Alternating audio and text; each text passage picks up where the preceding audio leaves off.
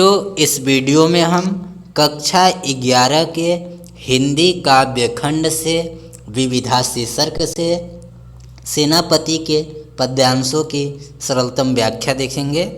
चलिए प्रारंभ करते हैं।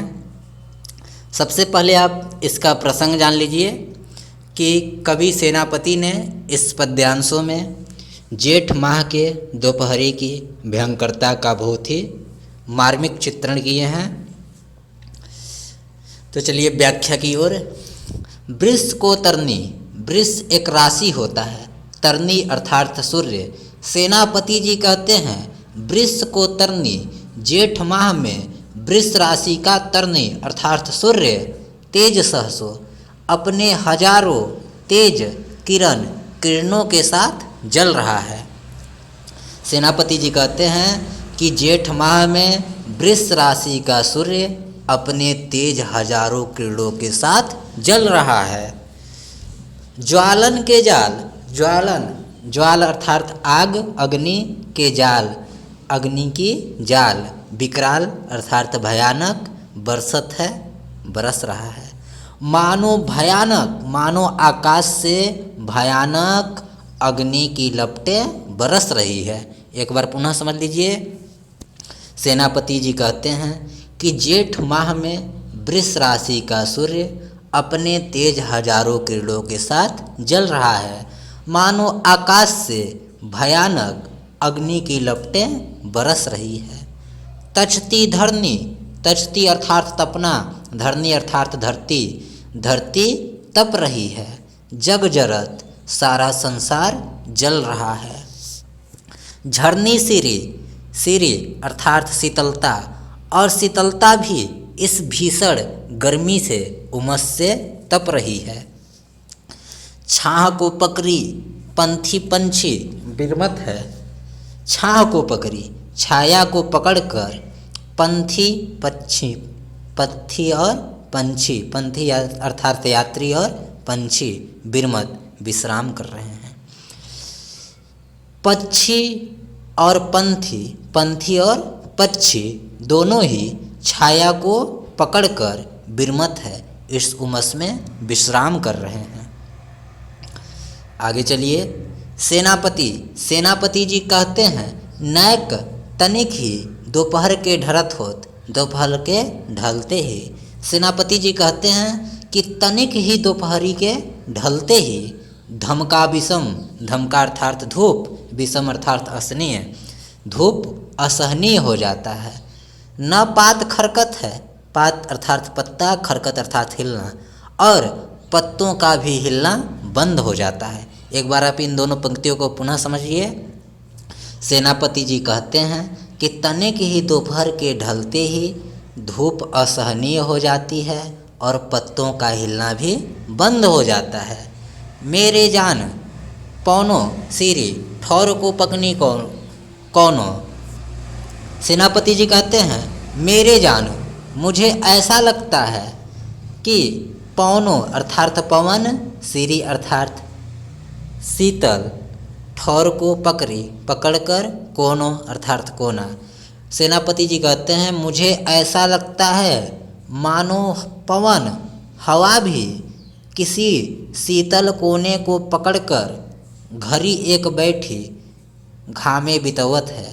धूप में, घामे अर्थात धूप में, घड़ी एक बैठी क्षण भर के लिए बैठकर बितवत विश्राम कर रहा है। एक बार पुनः समझ लीजिए। सेनापति जी कहते हैं मुझे ऐसा लगता है कि पवन भी किसी शीतल कोने को पकड़कर धूप में क्षण भर के लिए बैठकर कहीं विश्राम कर रहा है। आगे चलिए बच्चों। वीडियो पसंद आया होगा तो चैनल को लाइक कीजिएगा, सब्सक्राइब कीजिएगा, साथ ही शेयर भी कीजिएगा। आगे देखिए। इस पद्यांश में कवि सेनापति जी ने शिशिर ऋतु में सूरज की प्रभावहीनता का अलंकारिक वर्णन किए हैं। व्याख्या देखिए। शिशिर में अर्थात शीत ऋतु में शशि को, शशि अर्थात चंद्रमा को, स्वरूप, स्वरूप अर्थात रूप पावे, पा लिया है या धारण कर लिया है। सविता, सविता अर्थात सूर्य। सेनापति जी कहते हैं शीत ऋतु में या शिशिर ऋतु में सूर्य भी शशि को स्वरूप पावे, चंद्रमा का स्वरूप धारण कर लिया है। सेनापति जी कहते हैं कि शीत ऋतु में सूर्य भी चंद्रमा का स्वरूप धारण कर लिया है। घामों में धूप में भी चांदनी की द्युति दमकती है और धूप में भी सूर्य चांदनी की द्युति चांदनी के समान दमकती है, चमक रही है। अर्थात शीत ऋतु में आकाश में पूरे कोहरे छा गए हैं और सूर्य देखने पर चंद्रमा के समान दिखाई दे रहा है। आगे देखिए, सेनापति जी कहते हैं होत शीतलता है सहस्गुनी। सेनापति जी कहते हैं कि शीतलता शीत सहस्गुनी कई गुनी बढ़ गई है। सेनापति जी कहते हैं कि शीत कई गुनी बढ़ गई है। रजनी की झाई, रजनी अर्थात रात की झाई अर्थात छाया, रात की छाया बासर में दिन में झमकती है। सेनापति जी कहते हैं कि अब तो रात्रि जैसी छाया दिन में ही प्रतीत होती है। चाहत चकोर सुर और दृग छोरी करी, सुर और सूर्य को दृग चाहने लगा है, छोर करी चंद्रमा को छोड़कर। तो यहाँ समझिए कि शीत ऋतु में जो सूर्य है वह चंद्रमा के समान ही प्रतीत हो रहा है।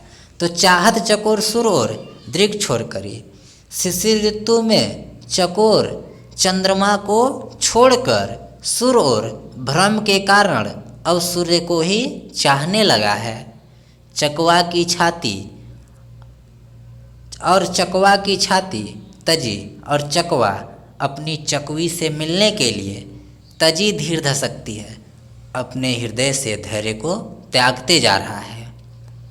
चंद के भ्रम होत मोद है कमुदनी को, और कमुदनी एक पुष्प होती है, और कमुदनी चंद के भ्रम होत सूर्य को देखकर भ्रम के कारण चंद्रमा समझ ली है, मोद और प्रसन्नता के कारण दिन में ही खिल गई है। और कमुदनी सूर्य को भ्रम के कारण चंद्रमा समझकर दिन में ही खिल गई है। शशि संग पंकजनी फूल न सकती है, और पंकजनी अर्थात कमल शशि संग, शशि अर्थात चंद्रमा फूल न सकती है, नहीं खिल सकी है। और कमल सूर्य को चंद्रमा समझकर अभी तक नहीं खिल सकी है। सेनापति जी ने बहुत ही सुंदर ऋतु वर्णन किए हैं। तो यदि आपको बेसिक वीडियो पसंद आया होगा तो चैनल को लाइक कीजिएगा, सब्सक्राइब कीजिएगा, शेयर कीजिएगा। धन्यवाद।